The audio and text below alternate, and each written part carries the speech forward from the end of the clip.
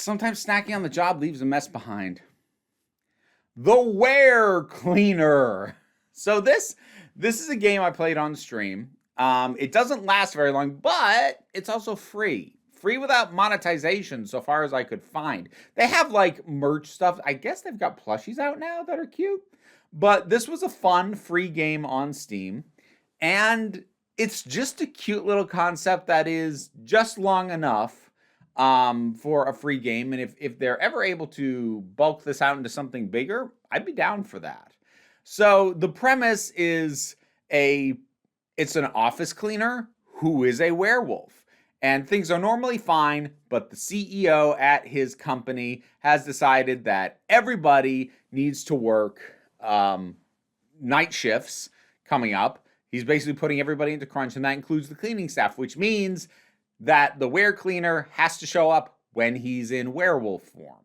And what that means is if he is spotted by any of the people who work in the office, he can't stop himself from killing them. Now, that's not a fail state. If you kill somebody, that doesn't end the game or the session. Instead, you now have to clean up that body in addition to all the other cleaning you already had to do.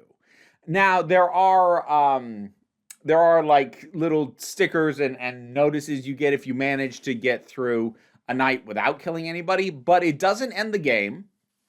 And there are actually achievements for killing, frankly, way more people than should ever be necessary. So it does give you the freedom to have fun with it, which is one of the things I appreciate about it. A shallower game, and this isn't the deepest game in the first place, but a shallower version of this would have just had, if you get spotted and you kill somebody, that's game over. Like, oh, no, you can keep going.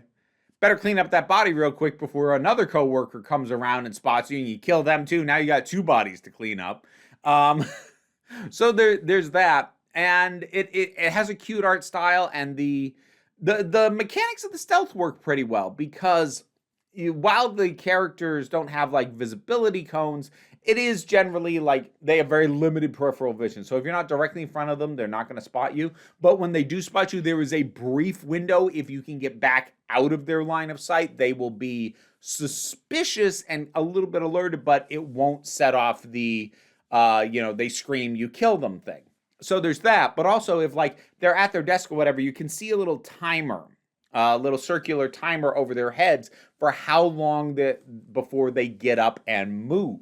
So you can see where they're at, and while you may not know where they're going to move to, you know when they're going to move. And so that gives it, it gives you just enough information that if it feels like if you get caught, it's your own fault. Because one of the things with stealth games that can be really irritating is where you get spotted and it feels like I had no way of knowing that person could see me. This one, there is still some challenge. It's not the hardest game in the world, especially for how short it is. There is some challenge here, but it all feels fair. It feels like if you got spotted, that's on you. So it introduces more mechanics as it goes. It never gets overly complicated, but initially it's just a matter of like hosing down stains and stuff. And then later on, you get a vacuum, which you have to switch to clean up bulky stuff. And then later on after that, you have to use trash bags to help catch little critters that are running around. And you have a timer in which to do all this. And it's just cute and fun and has there's the escalation of the security person who knows there's something weird going on, but at least for most of the game doesn't know quite what it is. And you're watching him slowly lose it. And I actually really enjoyed the sound of the dialogue in this because like it is just gibber dialogue. It's a but like it's not procedurally generated. You can tell they had voice actors in. Or at least somebody doing it, whether they were professional voice actors or not. And you can hear the different emotions for different things like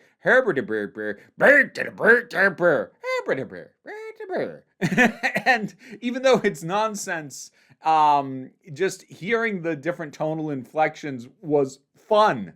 It was fun in a way that that kind of gibber dialogue often isn't for me because it a lot of the times it just feels like you just found a handful of sounds and it's just oscillating through them kind of randomly and procedurally. This didn't feel that. This felt custom done, and it made that way of doing dialogue feel more like a deliberate choice and less like a limitation because they didn't know any voice actors.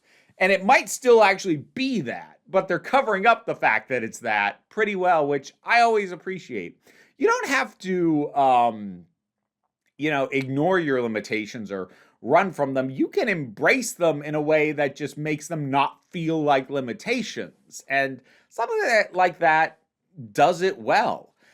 I'm not sure how much more there is to say about this. It's cute, it's fun, and you'll get 2 to 3 hours out of this, just depending on whether or not you're the kind of person who just wants to get to the end, or if you want to go back and like try and get a higher star ranking by going faster, or get through it with no kills, etc. So like there's a little bit of replay value if you're into the challenge aspect of it. There is kind of a narrative going on because like there's clearly other stuff going on. There's some sort of revolution trying to happen against the CEO that probably has some details that maybe I missed that flesh it out a little bit more. It's largely a background thing. It's the kind of thing that feels like it could be explored more if this ever gets more than, a 2 to 3 hour free version of this game. Because, like, it's not a demo for a larger game. This is the game, and it does have an ending. And also, like, small thing, I like that whenever you kill somebody, it names who you kill. So it's not like you killed an officer where it's like, oh, you killed Pam. And it's just these weird little twists, like to make you feel like, oh, sorry, Pam. I didn't mean to. Because how you get rid of the bodies is initially you eat the body and then you clean up the blood. So I enjoy things that are cute yet dark like that. This was just fun. It's light, it's breezy, it's easygoing, it's fun, and it's free. So definitely worth price of admission for sure. The WereCleaner. Have you heard of this? Have you played this? What are your thoughts on it? Whatever they are, drop something down in the comments and let's talk about it. Patreon pays the bills. Enables me to do this as my living. Even if you can't help me out that way, like and share and subscribe. They all help me out as well. Don't worry too much about it though. We take a relaxed attitude around here, so you can just come on back next time you need a break. And now it's time to thank my highest supporting patrons.